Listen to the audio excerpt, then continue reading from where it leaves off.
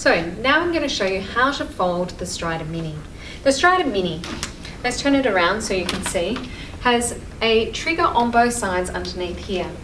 Push the canopy back, make sure the brake is on so that the stroller doesn't roll away from you, and then you're going to lift the two triggers at the same time, and then you start to walk away, hold on to the arm bar and allow the handlebar to touch the ground, and it's that simple.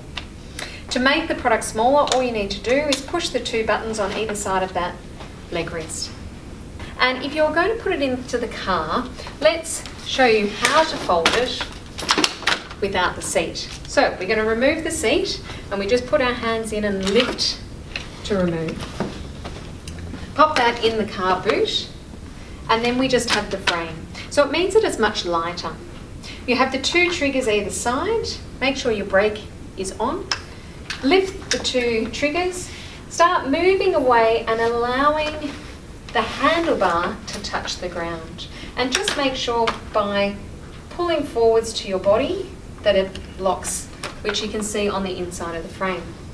While it's tilting towards you, this is how you can lift it, which actually means that the weight of the frame is central to your body.